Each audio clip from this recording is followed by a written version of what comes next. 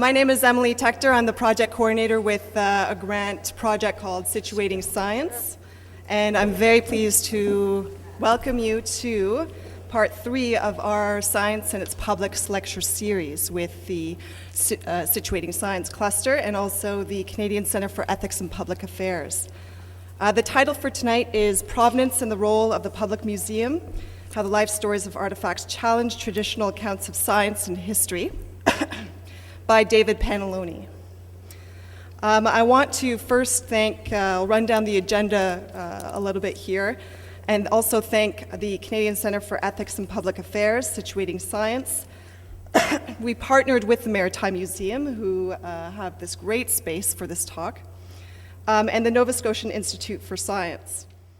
My name is Sheila Brown, and I'm the Executive Director of the Canadian Centre for Ethics in Public Affairs, which is very pleased and proud to be one of the co-sponsors and co-organizers of this evening's presentation. So in the spirit of advertising, since many of you are perhaps not familiar with SECEPA, I'll just take 2 minutes to tell you a little bit about who we are and what we do. We are a joint initiative of the Atlantic School of Theology and St. Mary's University, and our mission is to provide a public forum where people can come together to look at topics through an ethical lens, to engage in critical thinking, in discussion and research about the various ethical challenges that we confront in our society. And we fulfill that mandate by sponsoring and co-sponsoring public presentations like this one. We also have a program of research fellowships, and we also work with various organizations who are interested in building ethics more explicitly into their objectives and their plans. So on behalf of our board, which is chaired by Alan Shaw, and all our board members, our general manager, Chris Stover, and myself, I'm very pleased to welcome you on behalf of SECEPA to the special presentation this evening by David Pantalony. The series is made possible by the collaboration we have with the Situating Science Knowledge Cluster that you've heard briefly about. This is a federally funded by one of the granting councils cluster. It's a 7-year project to promote new ways of bringing together scholars studying science and technology and connecting with the public. So I'm delighted to see, because of our broad collaboration this evening, so many of you from a variety of walks of life, and that helps us feel that we are meeting our objective of reaching out to a public audience.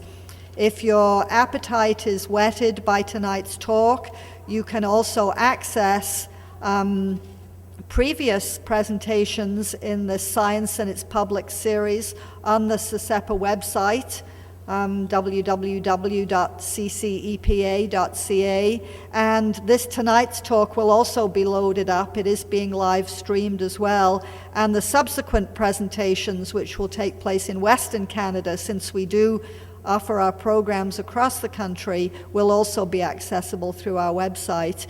So I encourage you to do that. And there's also some additional materials on the back table, some DVDs of previous presentations which may be of interest to some of you, and you are most welcome to help yourself. There is no charge. There's a special promotion this evening. So now I'm pleased to hand things over to Professor Melanie Frappier of the University of King's College, who will introduce our guest this evening. Thank you. I hope you enjoy the evening. Melanie.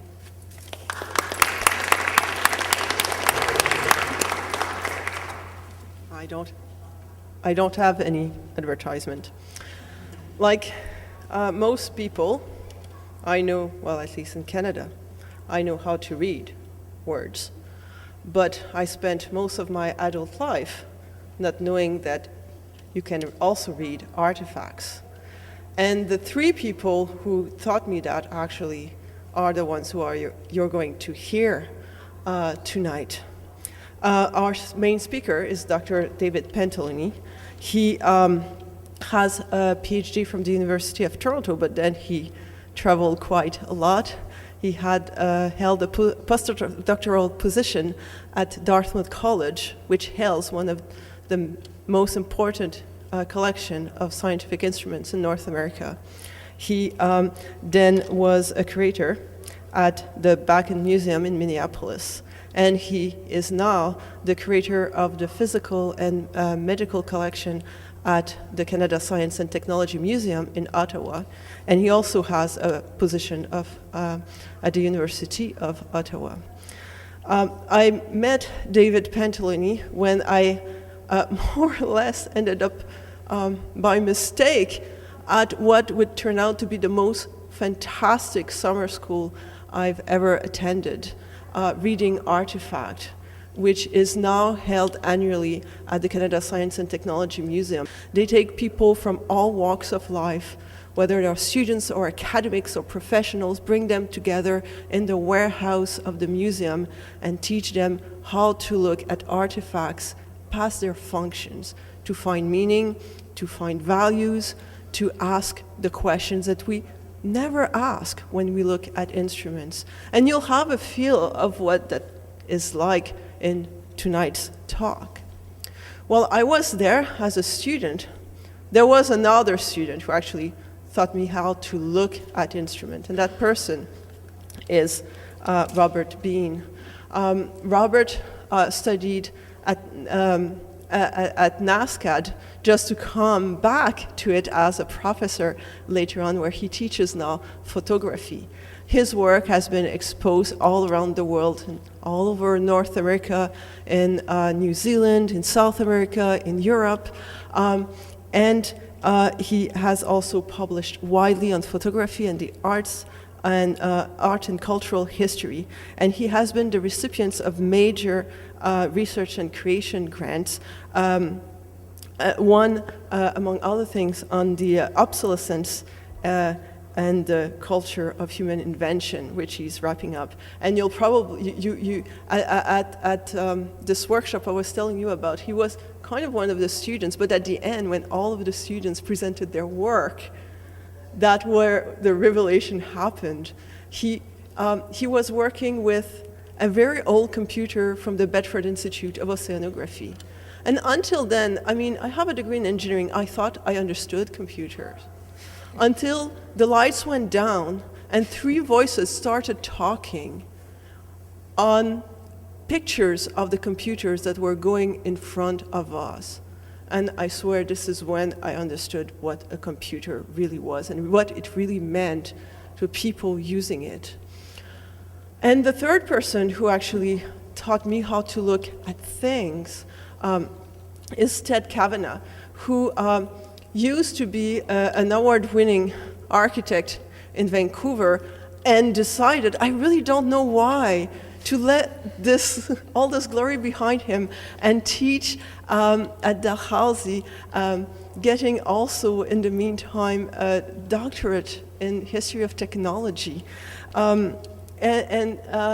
His research is all about the development of building techniques and the communication of building techniques within communities. He has taught and lectured at over 30 universities and worldwide organizations like the UNESCO. He has received, of course, major grants for combining culture and community with building and technology. And if you are ever in Chitika, you can admire his work, because he is the one who with his students built that wonderful children's theater they have there, and who won this national prize, right, for a community-based project in 2005. So please join me in welcoming our three speakers.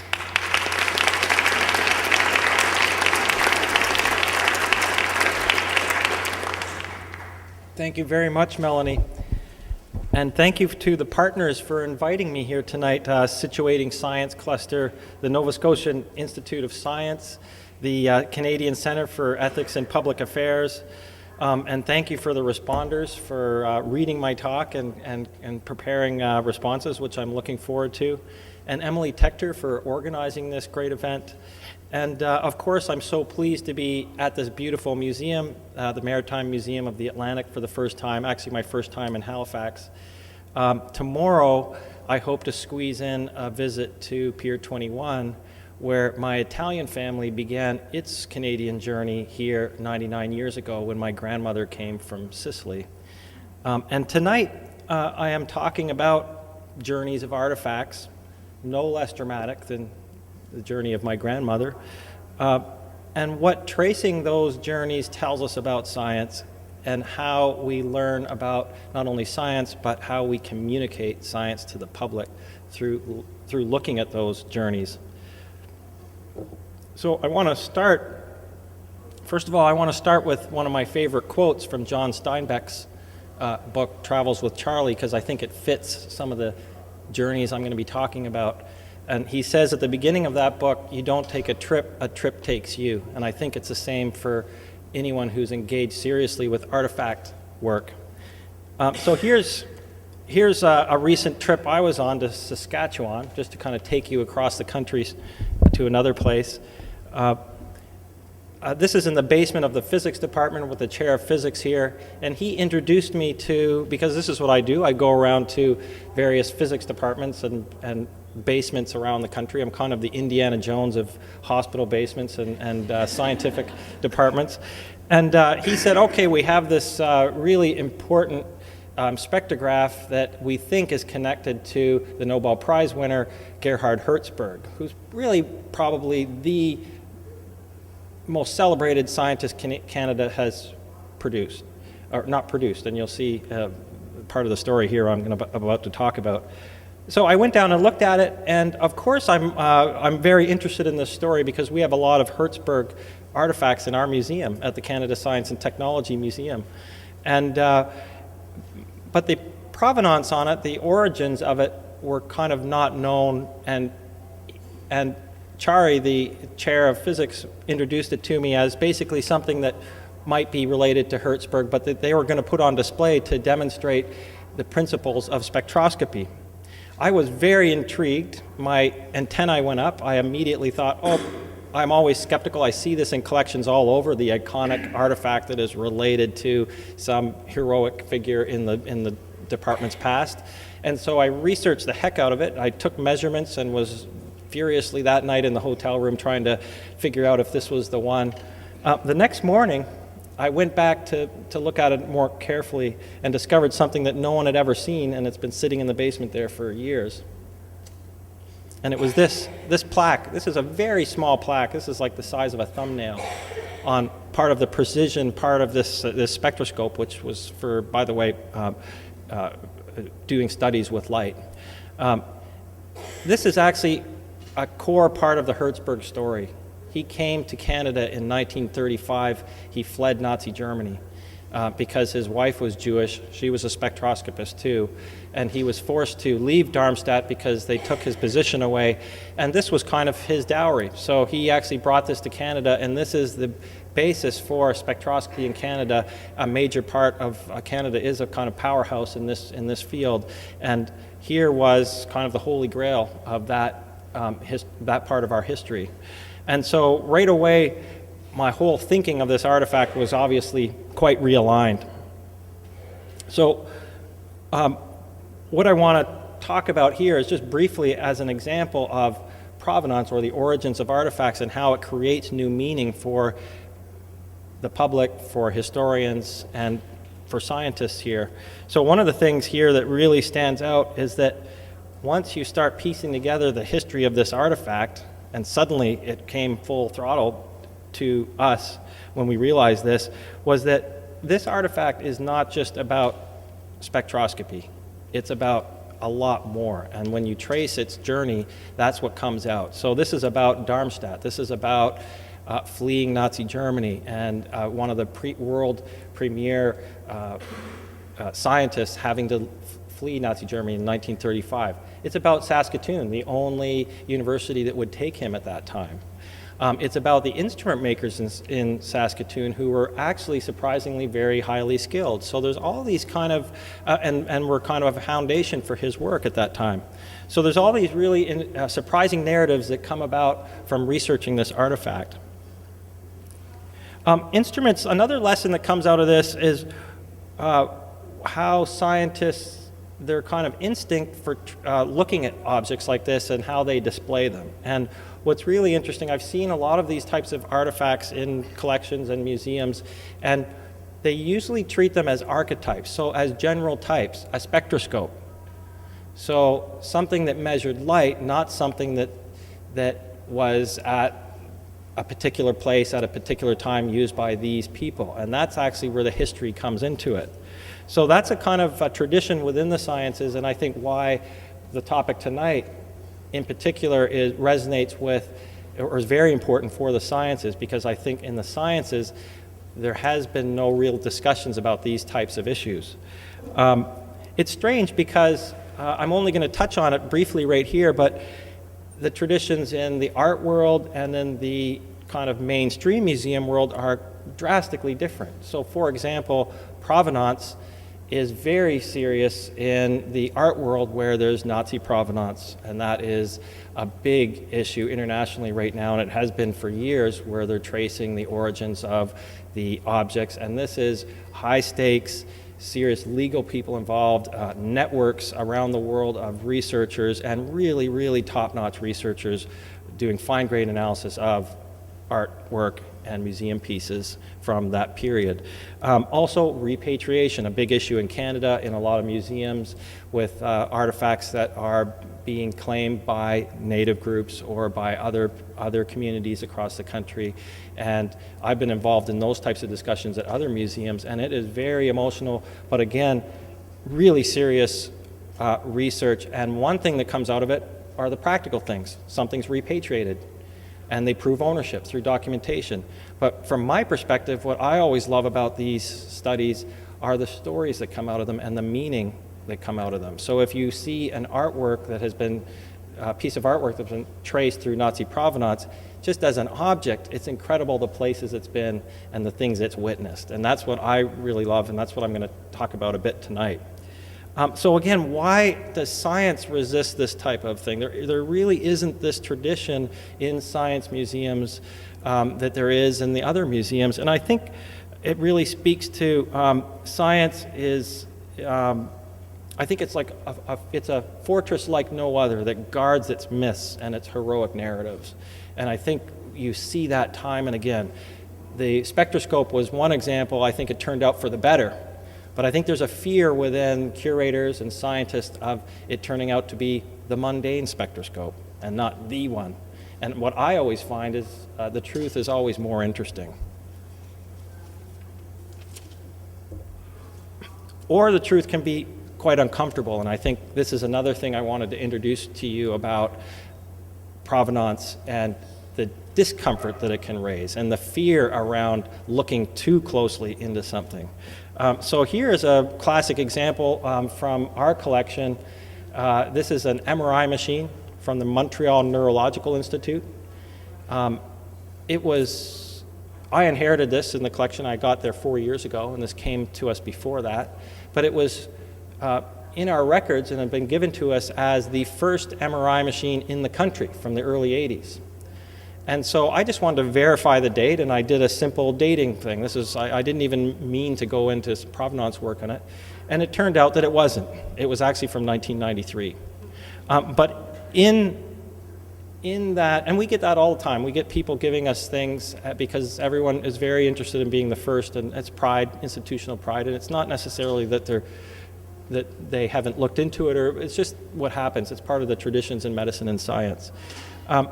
But in dating it, this is a 20-ton object. It is very complex. It is late post-war, 20th century, medical technology, tons of components, and it was not a simple matter to date, even though it's in the last 30 years. And I actually got drawn into some very ornate kind of discussions, elaborate discussions with engineers in companies around the world and into the whole supply chain of some of the components here in order to date it. And one of the things that really came out that kind of struck me was the core of this machine here is a superconducting magnet. And at one point I asked one of the engineers, by the way, this niobium, this exotic niobium titanium wire in this magnet here, how long was the wire? And I didn't get a response for a while, and I think it was like they thought I was an Al-Qaeda operative or something. But the response was 36.9 kilometers of that. And what ensued was tracing the supply chain of the niobium. And the niobium took me to a mine in Brazil where there were environmental issues, labor issues, miners being exposed, and it's still today, niobium mining, it's associated with the release of radon, radioactive materials. And so this was really interesting. And then when I looked at each node of the supply chain, controversy appeared. So the processing of it, radioactive sludge. And then also, every time you look at a node, it explodes and there's no certainty within it. So some of the niobium was coming from the Congo, blood minerals. And because of the high demand for niobium these days, it's used in the Hadron Super Collider, for example, 500 metric tons. Oka has now become, in Canada, in Quebec, has become a major mine that they're trying to reopen with the same issues, radon in people's water. And so it's definitely I was suddenly drawn into all these kind of controversial ethical situations related to something very everyday for us. So not only did I dismantle a myth, it was the first, I put a very common healthcare icon in Canada in an unfavorable light. And that was kind of, that was interesting, a surprise for me. There's an article coming out in Canadian Medical Association Journal that I published, that's about to be published, called The Cost of Living, related to this. Just to get another twist here on the ethical dimensions of collecting in museums and science, we're planning a medical exhibit now at the Canada Science and Technology Museum, and I have been looking into getting a Body Worlds body. Some of you may have seen the Body Worlds exhibit that's toured North America and was open 24/7 in all places where it was a sensational success. I want to collect it and put it in our exhibit as an example of something that was a major part of the Canadian experience during the late 90s and the 2000s. A lot of people saw this show, so as a cultural artifact. But I've been looking into the provenance, and it's as some of you may know, there's some serious problems of knowing about the origins of these. Gunther von Hagen, this unusual character who's behind this whole thing, has a factory in China, and they're really, when you look at it really carefully, it's hard to know the origins of some of these, whether they're I think they've cleared up whether some of them are Chinese criminals, but then there's a whole issue of people actually donating their bodies, selling their bodies, the body trade.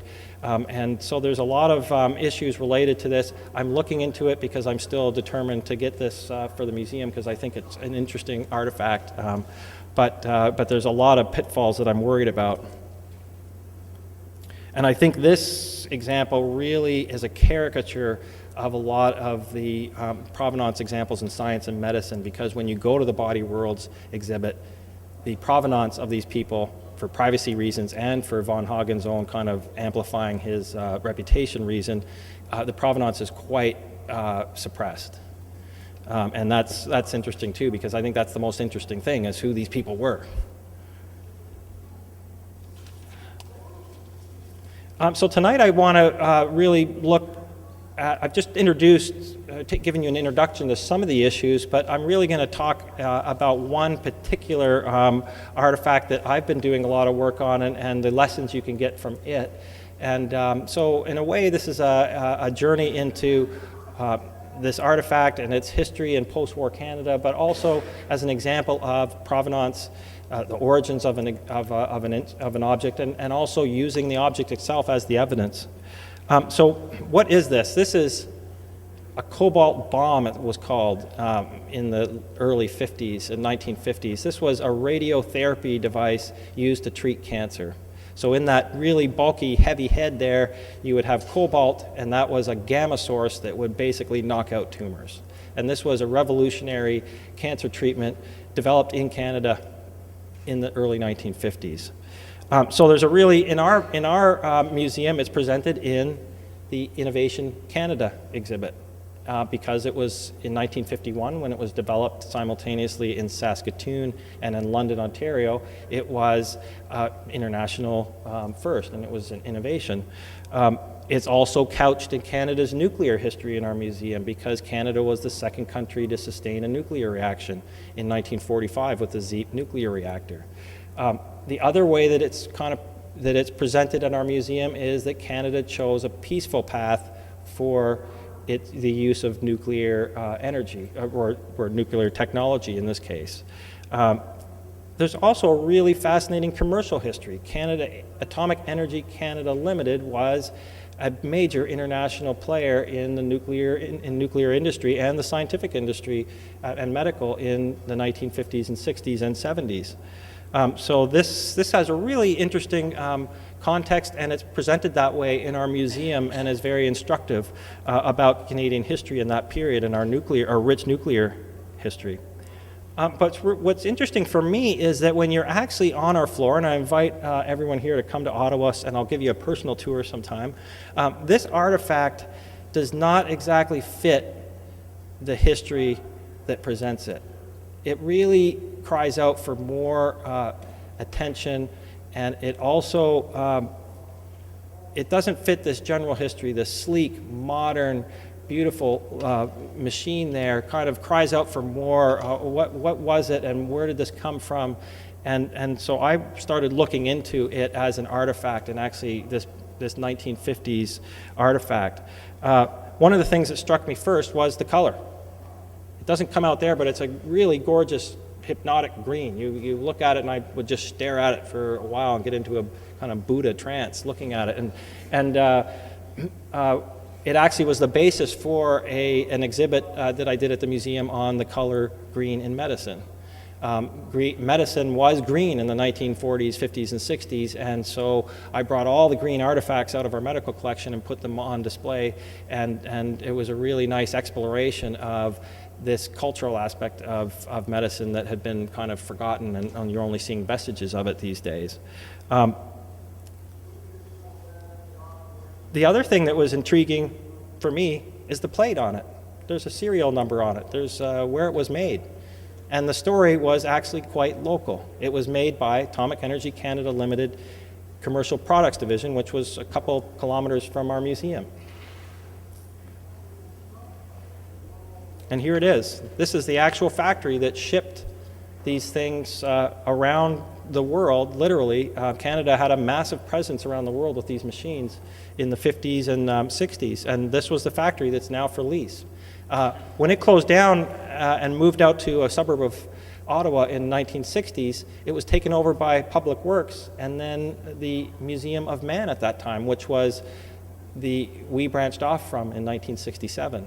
So the irony of this is that at one time this was the storage, this was the factory where that was made, the Theratron, but then it was stored there too as a museum artifact.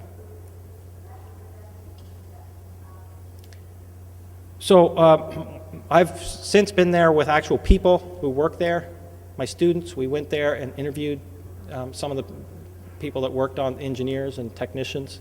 And here's a picture of one of the guys we interviewed and a historic picture of the actual plant.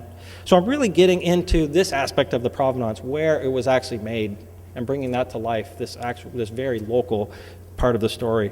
And really a few things that stood out from this activity was going through, and you see here a picture of the actual factory floor, the main factory floor, with the people who actually built these things.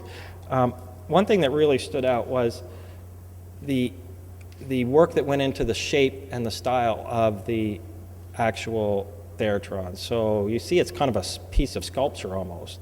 And it turns out it was one big rough casting, and then what this guy described it as, they bondoed the heck out of it.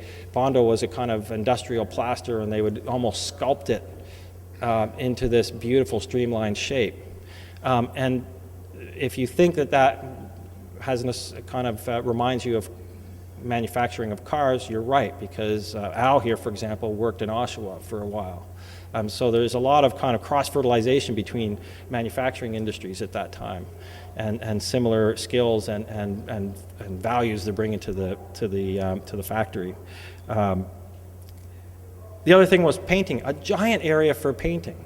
So they would coat these things with really heavy coats of that seafoam green paint, and they would buy tons of that seafoam green paint. That's what it was called, from CIL, and I have the exact number and the order kind of numbers for that. But the painting area was not just a small area. It was definitely a big part of this factory floor. The other thing that was really interesting, and you see the aluminum couch that the patients were lying on.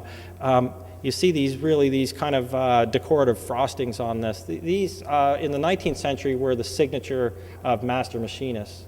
And with AECL, it was more of a decorative feature that was expressing the pride of the machinists at that time. So this is a really interesting feature of the artifact, but it takes you into another whole dimension of the manufacturing of these, and that is these master machinists that they were recruiting in post-war Ottawa from England. So you had not only top engineers, top scientists coming from England, but you also had in the post-war these master machinists who were coming here. And here's kind of a simple expression of their pride in a signature aspect of the instruments. And here is, on display at that factory, the High Commissioner of India actually caressing that, nice aluminum couch there.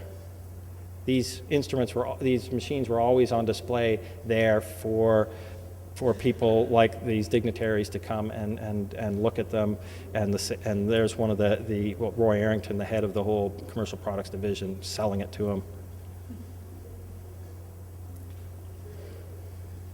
So, just to sum up that aspect of this story, what was really interesting is when I looked at actually on the factory floor the making of these things, it realigned my whole thinking about what these objects were and how much time went into the painting and physical space went into these things, and the effort went into aesthetics and style. That's interesting. So suddenly I'm realigning my thinking on, okay, was this a cancer fighter, or was it something meant more for display?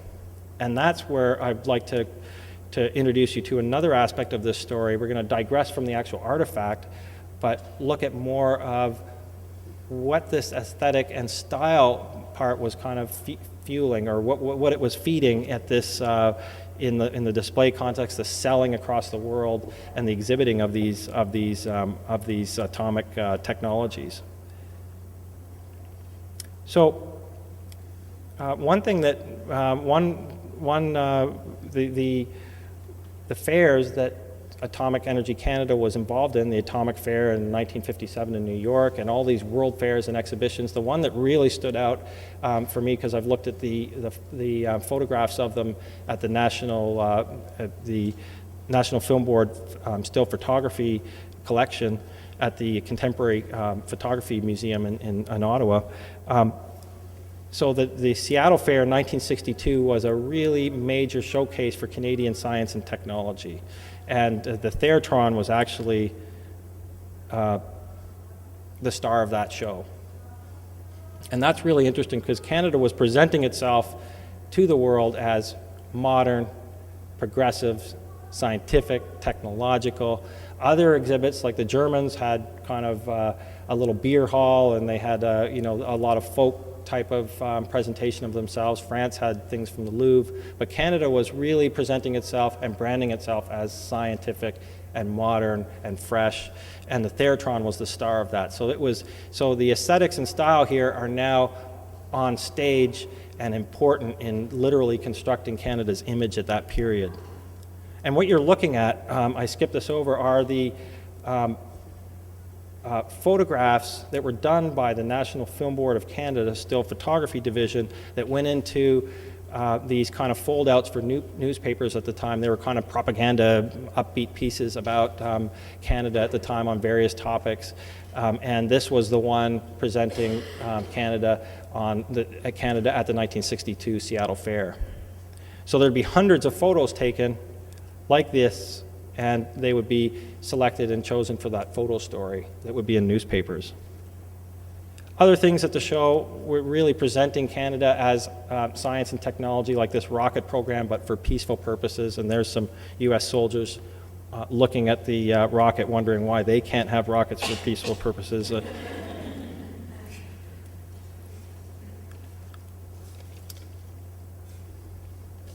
So I want to take a little step back here and talk about, okay, now we're moving into the aesthetics, the style, branding, using this technology to brand Canada as modern and progressive and scientific.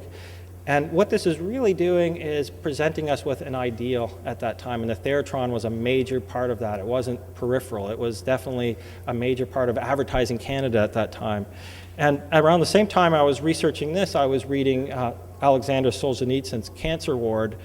And this is a really interesting story that takes place in a remote part of the Soviet Union in the 1950s, same period as this. And one of the stars of that book, or the stars of that book, are of course, the patients, but also the X-ray therapy machines that are treating the cancer patients. And they're really presented in an interesting light. They're overworked. They're in need of constant maintenance that the people aren't necessarily up to. And these technologies are no match for the growing insidious cancers that inhabit the patients and, metaphorically, the Soviet Union at that time. But what I really think is interesting is that Solzhenitsyn's lesson there is not just about a rotting totalitarian state, but I think it's a commentary on medical technology too, and that is what we want it to be and what it actually is. And I think it's at this juncture where provenance and the real story of an artifact gets traction, and you really can see the kind of ideals here versus the reality of the actual technology. So let's look at the Theratron I've been showing you, which is actually serial number 15 produced in 1956 in Ottawa, and I've actually found the files for it because there's been a few successors to the Commercial Products Division, and I found the files in some dusty cabinets in the Canada warehouse where they actually are located now, and I was able to trace the story of this artifact, and it was in, as you can see here, Binghamton, New York. It was delivered there in January 1957, and to Our Lady of Lourdes Hospital. So you can see here the nuns and a kind of big fanfare in the local media, and on the right here is the bunker that was built to shield the cement shielding for the actual for the radiotherapy machine. So that was a big production just to get it there and build a special room for it. One other thing that came out of the local history of it in the archives, I've been in touch with them, are really interesting personal connections. And this, again, is part of the surprising element of looking in detail at the life history of an object.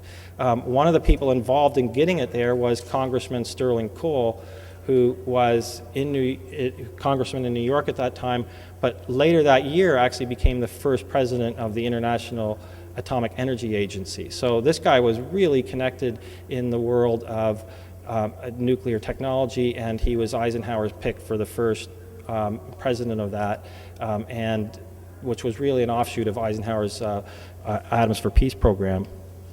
So the Theratron was there for 13 years, from 1957 to 1970. And the service records in the files are really instructive about what this thing actually did. So there's a lot of repairs on the couches and the hydraulics, the shutters, the lights. For each of these stories, when I've interviewed the service guys, there are horror stories attached to them. So they're not trivial matters. So the hydraulics on the couch, there had been one very sensationalized story about the hydraulics failing on one Theratron and someone getting impaled by it rising up quickly. Shutters failing and someone being doused in radiation for longer than they should have. Lights failing, so not knowing when the shutter was, when the actual source was on or off. And so all these kind of stories, whether sensationalized or not, speak to the dangers and the wildly varying conditions in all these hospitals where Theratrons were placed around the world. 160 of these models were placed around the world, and I've been looking at those files and kind of doing a synthesis from all these microhistories of this object, of this particular model.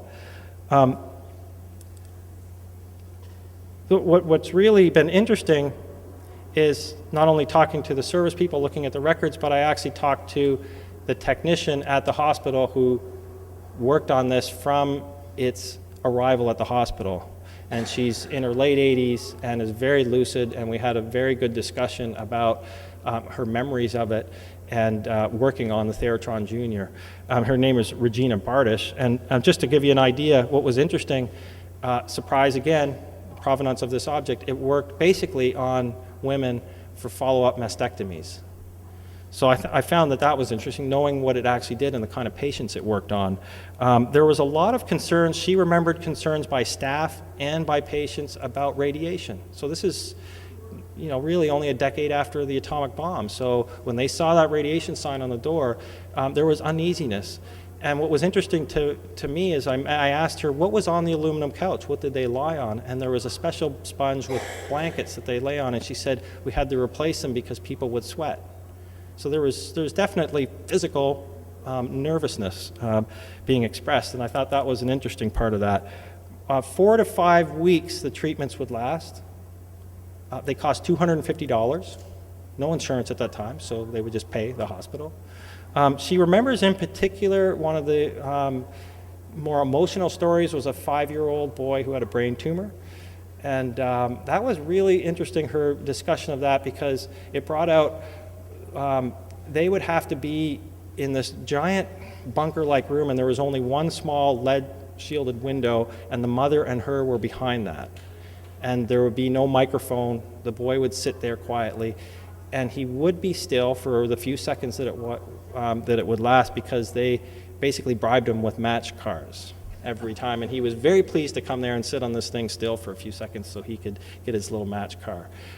What was really interesting is the sound. Of course, there's no sound to gamma radiation, but what you would hear is the mechanical timer counting down the seconds and then zip, or there was a hiss, she said, to the actual shutters. So there's some really interesting sounds that were must have been experienced only by the patient, and I found that's very interesting to kind of explore those types of issues too. Here's the ideals of the room, and then Regina gave me what it was really like.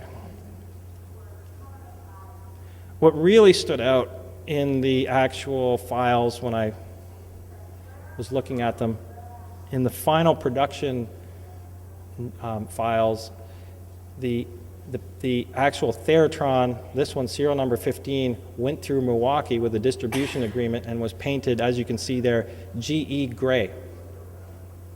So suddenly I realized that this instrument that was green on our floor, that I had based a whole exhibit on, during its working life had been GE gray. And that was confirmed by Regina, who said it was gray with some black highlighting. But the room was green with green tiles, she mentioned to me.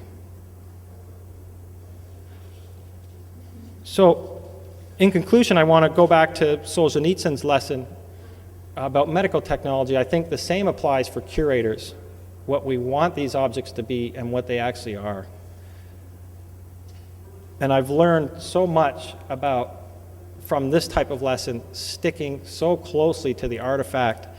And I tell my students, for example, to ride the artifact like a bronco. Do not fly off for fun historical trajectories, but stick to it and really stick closely to it, and surprises always appear, and a lot of lessons about history. I think in relation to this, provenance research, really fine-grained artifact analysis. I think there's a lot of change going on in the history of science right now. I think people are taking artifacts more seriously, and we're seeing this in teaching. Melanie hosted me today for a class, an artifact class at King's, and that was, that's the type of thing that I'm seeing a lot of right now, a lot of artifacts being introduced in research, and I think these are going to have really big implications for not only how scholars talk about the history of science, but how people in my position are presenting the history of science and science to the public. The other dimension of that we're really pleased with, and Melanie did do an advertisement for us on this, is the Summer Institute that we host at the museum, because really we're bringing people from across the country to engage with the collection, and then take those tools back to their respective regions and develop collections there. So I think we're seeing changes in exhibits and lectures. And one example I have, for example, is in Lisbon a few years ago, I organized a session at a conference in the history of science on these issues of going back to the source. So there was an artist from Norway who is doing work and has done an exhibit on what she calls the spar famine. Icelandic spar was a very particular crystal that was used, that came from Norway actually, and was used in a lot of polarizing microscopic instruments in the 19th century and early 20th century, to the point it was so popular that the source of it dried up, and there was a spar famine, this particular crystal, and she was retracing from around the world all the instruments that had this particular crystal in it, and my collection had some, and we gave her pictures of it, and she did a whole exhibition of these objects, and that was related to, I presented the niobium story, and someone from the Edinburgh, the National Museum of Scotland, presented a similar story about scientific instruments in Scotland. So I think that really that's the kind of thing that's coming out, a new way of looking at the history of science and objects, and really liberating us from traditional narratives in the history of science. And on that note, I give the floor to the responders, because Bob was our artist in residence in the fall, and we had a really good time engaging with the artifacts from totally new, radical perspectives. So thank you very much.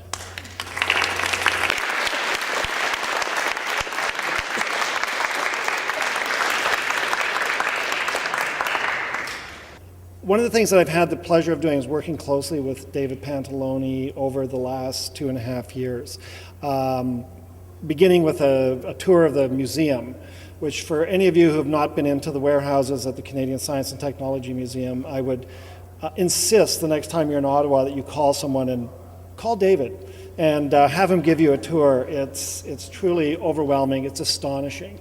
And it's not what you'll see in the museum floor. It's a different way of treating artifacts. It's a way in which things sometimes get stored haphazardly, in incongruous ways, and different types of narratives and relationships come out of the warehouse than what you might see on the museum floor. When I did come back to the museum, it was to do the Reading Artifacts symposium that Melanie spoke about earlier. And that really was an explosion of creativity. The research that I've been doing over the last 4 years has to do with the way in which obsolescence and technology follow us. And the way in which these technologies are not just out there somewhere, they're actually a part of our lives. They're embedded in our lives, they're embedded in everything we do. Get up tomorrow morning, try and live tomorrow without coming into contact with anything that has to do with technology. You cannot do it. We're embedded in it. It's embedded in us. It influences the kind of stories we tell, not only about technology and things, but about the world we live in and who we become through these technologies. So we developed different types of narratives. One of the things that David and I would do when I was artist in residence, we would go on what I would call a dérive. And for some of you who have come from the art world, you might know that dérive is a French word for drifting that was implemented by the Situationist International in France in the post-war period. They were a group of anarchists who would actually drift through urban spaces in a somewhat subversive way. and a way of undermining meaning in certain types of spaces. David and I would often get together and we would drift through the collection. And we would look for things. We would actually try to encounter objects and maybe even events that we hadn't anticipated, things that our knowledge wouldn't necessarily prepare us for, and the way in which things were juxtaposed. So I have some slides to show you today, but we're not going to be able to access them. So I'm actually going to describe a few just to give you a sense of what this might mean.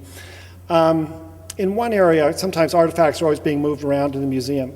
So we would, all of a sudden one day, we would come into a warehouse and there would be a civil defense fire engine, the Sage computer that had been deployed in northern Canada to defend us all against nuclear bombers coming over the poles from the Soviet Union. In front of that might be the PDP-8 computer, which was the first microcomputer, and then there would be an antique bicycle. Now, already what we're beginning to see out of this for me is like some kind of a surrealist installation. And what kind of readings are you going to make of this juxtaposition? We start looking into things. David had already started to take the plugs out of the Sage computer. There was these little plugs at the console where the operators who were watching the radars would basically sit. The nice thing about the console is it came with an ashtray and a cigarette lighter. And many of you probably already know that. We started taking out these little screw plugs that were there just to basically seal off areas where you could plug in other types of interface devices.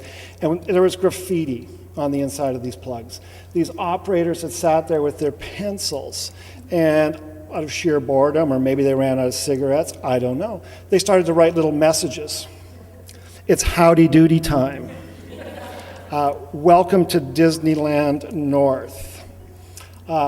Help me get out of here. And I'm only telling you the polite ones. It's Dr. Strangelove. I mean, already we're in this narrative of the Cold War, the semi-automatic ground environment, all the things that I grew up with that, in essence, sort of instilled deep amounts of fear in our lives about what might happen in these events. And it is kind of all of a sudden reduced to these little plugs with these guys writing these little stories on the insides of these things. There was another day I was walking through the museum and I found these great boxes. They were Velveeta cheese boxes. And I thought, oh, there's going to be something really interesting and mysterious in this. And, you know, always hoping inductively that it would reveal something quite amazing. And so I took off the little cord and opened it up, and it was empty. And I thought, oh, well, this must be a really great artifact. Somebody's got it out for either a display or they're doing some research. So I closed it up, wrote down the artifact number, went back to the database to find out that, in fact, the Velveeta cheese box was the artifact. Now, that may sound incongruous to you too, but it's not. I think back to the Cold War. Yeah, I grew up with Velveeta cheese. It was always right next to the carton of Camel cigarettes that my father, the physician, would be smoking. This was the world we grew up in. This is the way in which these narratives begin to not just become the artifacts, but they become our narratives. We embody them ourselves. And this is something that I've learned from David. This is something that I think his talk tonight presents us, but it's also about the way in which we begin to understand that things speak. And when I think David tells his students, and I'm a bad student because I'm likely to go astray. I want to draw artistic meaning out of these things. So I'll make these things tell stories they would never want to tell. But just the same, we're still looking at the way in which we can build ideas and narratives around these stories. One of the other pictures I wanted to show you tonight, and it's only because we're in the Maritime Museum of the Atlantic, and I want to be quick, is the fact that the Bedeck hydrofoil is stored there. When I first got to Halifax in 1976, I used to see it in a shed in the harbor. And for those of you who don't know about the Bedeck, it was originally named the Brador. It was built in the late 50s. It was a hydrofoil that was built for the Canadian fleet. It was tested but never deployed. It went from research and development directly into obsolescence. It's now in storage at the Canadian Science and Technology Museum in Ottawa. I think we should repatriate this artifact. It might belong here, or maybe it belongs up in Bedeck next to the original hydrofoils that Graham Bell developed, which are now on display there. Anyway, I'd like to thank David, and I'd also like to thank you for your friendship and the collegiality that you've shown me at the museum. Thanks.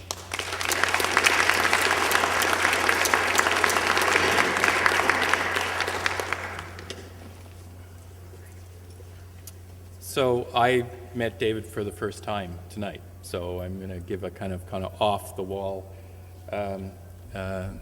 view of what I'm seeing here, a kind of first impression.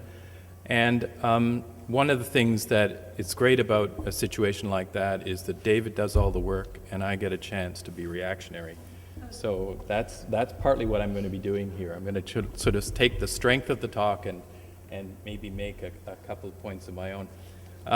In a way, one of the ways I like to look at this is that we can think about David's talk and his research as a kind of artifact itself.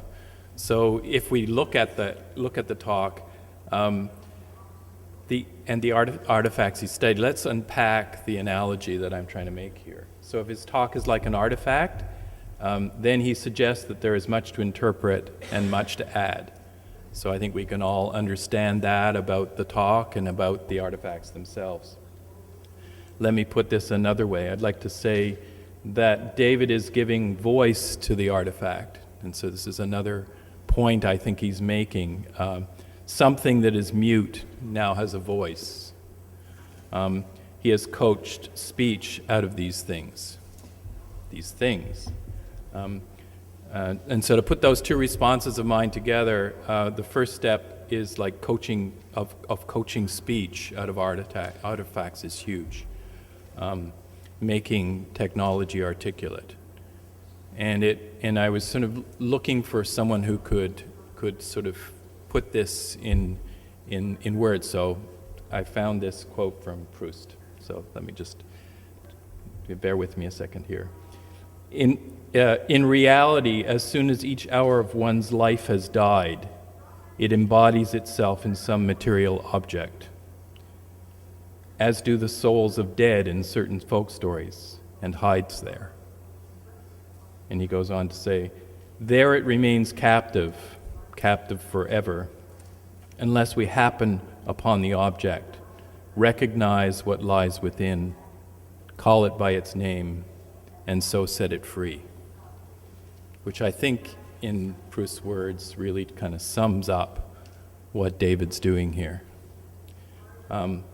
So I think David would also agree that there's much to add. The challenge, as I see it, might be summed up in one word. And the word for me is equivocal. And that is an interesting word because it sounds like it has positive roots, right? Equal, voice, this. And yet when we look at the way that people talk about equivocating, being equivocal, it's actually developed all these kind of negative meanings where you start to think about ambiguity and ambiguity as a negative. And so the ambiguous stories that in fact are being placed before us about these artifacts are interesting. And so one of the things that ambiguity I think has as a kind of question behind it and that the word equivocal captures is this idea about, is this ambiguity intentional? So this idea of being intentionally ambiguous as a way of obscuring is a really interesting issue, I think, for us to ponder about the work itself. I'm an architect, and so I teach students about artifacts. It's interesting, the kind of French word for buildings is immeuble, which is really, translates into immovables. And so we don't have the kind of provenance issues that immobile artifacts have, mobile artifacts have. But there are some issues, I think, that a couple of examples from our field would illuminate. So I could show you some slides here too, but I don't have the slides. But for those of you who might know, there is a kind of interesting set of technologies in architecture. One kind of iconic building in architecture is the Crystal Palace, which was the first major exhibition building in 1851 in Britain. And it has many, many contexts. For architects, it was always the kind of supreme technological object, the object that actually changes the way that buildings are built. All of a sudden, glass greenhouses become a way to house buildings, glass architecture. And so that story is always there, and yet when one looks at the object closely, the building itself is not an advanced technological object. It's actually made of wood. It appears to be made of cast iron, but it's made of wood. The glass is actually very low-key. It is actually very simple glass that's put together in this rather ramshackle way. And in fact, the person I studied with actually believed it failed structurally, and that in the process of failing, the whole structure jammed in place. So it's a kind of building that stood up despite itself, despite its new technologies. So that's an interesting artifact, and yet there have been two renovations of that theory, of the kind of, one is to honor the technology of the building. And it turns out that if we can reconsider the building as a building that is in fact one of the first organizations of the building site. The act of building this building in 9 months or whatever it took to build these buildings, and the reach of this building back into the factories of England was tremendous, and the reorganization of building sites. So that story of that building has been reinvested with this kind of technological meaning. But here's where the ambiguity comes in. Because recently, about 10, 15 years ago, a new story emerges about this building. And it's a building that now is talked about in a new set of ways, where in fact it becomes one of the first shopping malls. That in fact the exotica from around the world gets placed in this building, gets put in Hyde Park. The glass becomes a way of placing commodities within nature and introducing consumerism to us all. So I raise that as one example, and I have another example of this idea of ambiguity placed in objects that I think David is actually starting to talk about. And probably a related issue, a related example is the Maison de Verre, which is a house in Paris built in 1928. And this Maison de Verre has been known as basically it's an incredibly strong building that in a way is the first domestic instance of industrial design being used as a house. In other words, there's an industrial designer who builds this fabulous house. It's called Maison de Verre because in fact it's made of glass in all its versions, some of it translucent. And it becomes an object of reverence. It actually becomes very influential to the British high-tech architects of the late 1980s. And so it's kind of influence on high-tech architecture in all its glory. In that story, it's a simple doctor's house. But 10 years later, the story adds ambiguity. Because it turns out that it becomes all the more charged, because it's not just a doctor's house, it's a doctor's clinic. And the doctor is a gynecologist. And so the issue of glass becomes charged with Michel Foucault, the gaze, the new panopticon. So you can see that this kind of ambiguity that's introduced into this house becomes an interesting aspect. So I raised these two examples to talk about, asking a kind of question about, were these standard interpretations ambiguous? Were they equivocations? Did they intend to mislead? Perhaps on this 100th anniversary of Women's Day, we might be tempted to say yes. Right?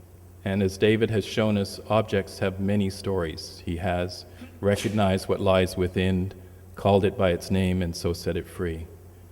It remains for us to be comfortable with these new voices, perhaps a parliament of things, many stories that might not add up to a whole. And so thank you, David, for these stories.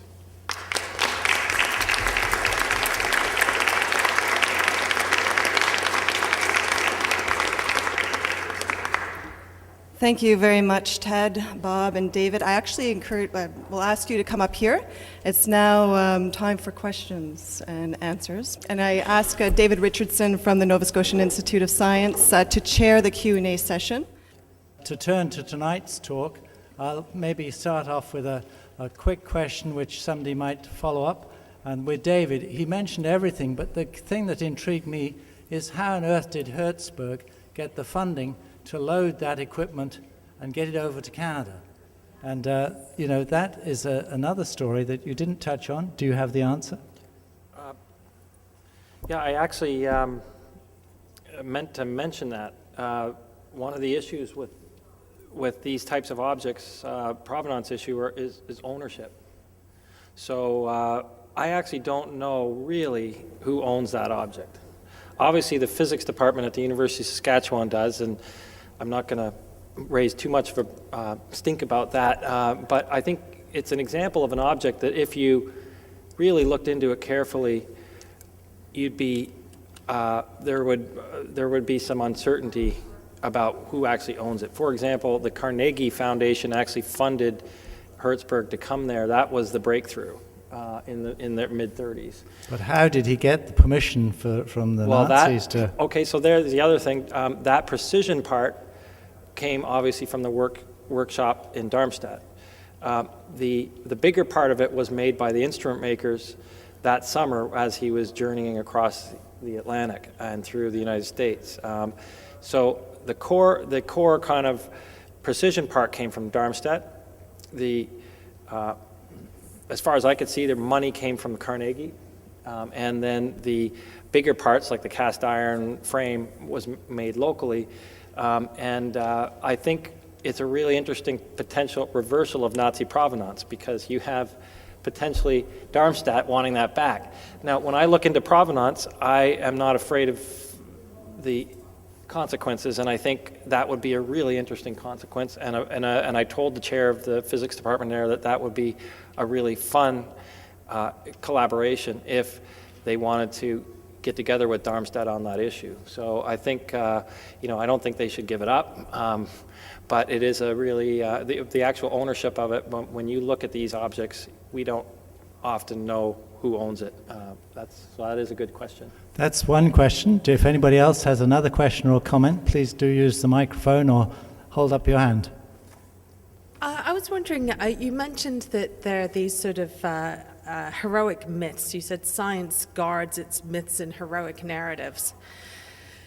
And so I was just wondering what your thoughts were on the kind of meta-narratives around science itself, right? Because it does seem we get these dichotomous narratives, science as savior, science as sort of villain, and then the kinds of equivocations that were being talked about here seems maybe to fall back into that glorification versus demonization as being the kind of meta-narrative that keeps on being wound into these individual narratives and separate artifacts. And I wonder if that isn't also kind of a problem, right? That sort of takes away the features of ordinariness to scientific artifacts, which, is set like any other technological artifact, like food. It's kind of ordinary. It's wrapped into a whole bunch of narratives, and you can glorify the farmer or you can demonize his exploitation of the farm work or whatever. So is there that kind of I don't know, almost Zoroastrian kind of narrative. Zoroastrian, evil, good and evil, the sort of fight between good and evil instantiated in these two kind of meta-narratives about science that, I don't know, infects the kinds of narratives you're giving. Maybe this is a bit of a criticism, I don't know. What do you think? Well, I think in terms of, let's just talk about one aspect of your question, the heroic aspect and science protecting its myths, and how I see that on frontline museum work. Let me just say that that's different than the history of science. History of science has, I think, very successfully in the past 40 years been dismantling that kind of tradition. But we don't see that in the museum of science world. And it's, there's a lot of reasons for that, because one thing I'm saying here is that we are frontline. We are collecting from, we are often dependent on these pockets these little tribal pockets of people who are saving these things, and what is saved becomes the history. And also there's a lot of different agendas at a museum. There's a lot of different partners, contemporary science, industrial partners, and they're not influencing us in any particular way.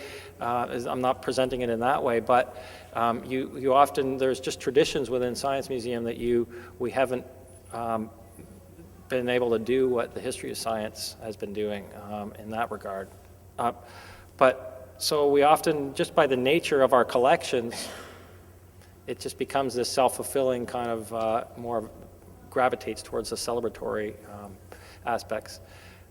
So I think that's, a major part of the answer. But the other thing is, what I really like about the Provenance is that it really does liberate you from those narratives, and it really does do. I think that's what I'm saying tonight, is that I think the secret you're behind changing this is actually taking Provenance seriously, and kind of doing what we should be doing, and that is showing that science isn't separate from society, but that it is part of it. So often with a spectrograph, the habit or the tradition is to present it, how does it work? And it was part of an innovation in the study of light. I'm more interested in how society works, and that's why the Darmstadt plaque is really interesting to me, and that's what Provenance can do. So that's a kind of one aspect of your question. Any other questions? So what is the role of a science museum? We have the Ontario Science Centre, which considers itself a science museum, and it's really for training people to go to casinos, right? And smash things and have lights and everything go like that. So what do you think is the role of a national museum? To tell our story of the history of Canada and its relationship with technology, or to serve a public service or a research service? Tell us a little bit more about that.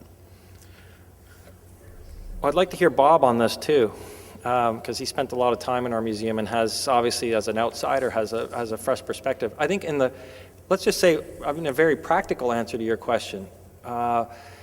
When I came to the museum, I was skeptical of some of the national narratives. There's a artificiality to it, in a sense, and you see this in a lot of the national science museums around the world, and I think some people have issues with that. The Deutsches Museum, or even the Smithsonian, or the Science Museum in London. There's national narratives, and people are uncomfortable with that. But what I really like about that in our museum, actually, is that in the history of science and in history, people often don't even know about Gerhard Hertzberg. And so that one aspect of our public service is that one historian of science, for example, told me that when he was choosing a topic, he just went down through our Hall of Fame and actually got some of his inspiration for a topic from that. And that to me is interesting. So in that sense, we're promoting through the Summer Institute, through our collection research, research that would not be done otherwise. That a lot of graduate students, as you know, in the history of science often do continental history of science, like I did actually, stuff on France, but with a Canadian story. A lot of American history of science, and they don't even know that there's resources and really interesting stories in Canada. So that's like a major part of what our collection and research that we do. I think we're really supporting that, and we have a whole collection development policy that is geared towards all the different areas of our collection, and we have experts from the history of science, history of technology, actually write on the history of meteorology in Canada that help us guide in the collection.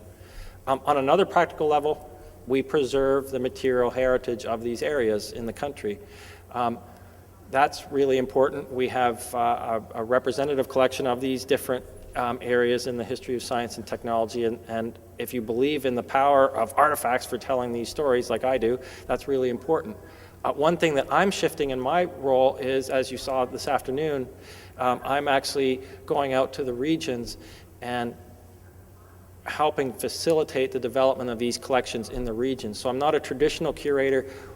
I will want to take a few things from Saskatoon, from here, but I really want these regional collections to to actually develop with a voice and with expertise in that area, so that people can benefit it and the public can benefit from these artifacts in the area. So that's one thing I see as a shift in my position.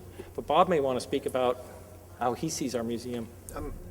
Maybe just to reiterate some of the things that David said, and I think for many people who have been here or spent time in Ottawa and you have been around the national museums and the clusters there, you know they function under mandates, and sometimes those mandates may get in the way of other kinds of stories that can be told, or those stories get told in other contexts. The symposiums, there was a really interesting international conference while I was there just called Artifacts. It brought in scholars from all over the world, but it was only attended by other scholars.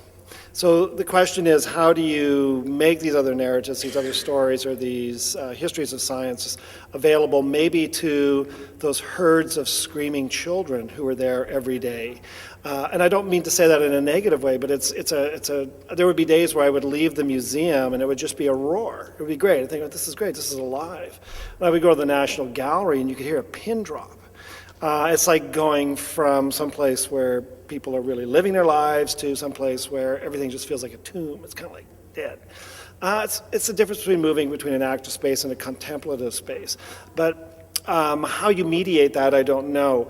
And maybe you do that by inviting different types of groups in to work with your artifacts, or in some cases it may just be giving the curators the opportunity to say what they really want to say. And I think that would in fact open it up a little bit more too, that just open up the constraints of the mandates a little bit more and allow for more experimentation in the kinds of displays that the artifacts are allowed to bring. And this will go back to a little bit about what Ted's final comment about the Parliament of Things and the agency that we give to things, and let's let those things speak. And we can maybe sometimes take off the flag and take off the need to continually develop ideas of Canada as a place for investing in industry and technology, and look at some of these other stories that do need to be told. Any other questions? Well, if there are no other direct questions, hopefully you'll come enjoy the snacks afterwards, and also give you an opportunity to talk on a more informal level. But before we do that, I'd like to thank our speakers. In particular, I think I'd like to thank David for really focusing and bringing to us a new concept of what provenance has to play in terms of scientific instruments of the type that he's talked about. And also thank our other speakers for their contributions, and the audience and our speakers for answering the questions. Hopefully you'll go home a little bit wiser and have enjoyed this evening as I have. Let's join together and thank the speakers. Thank you. Thanks, guys.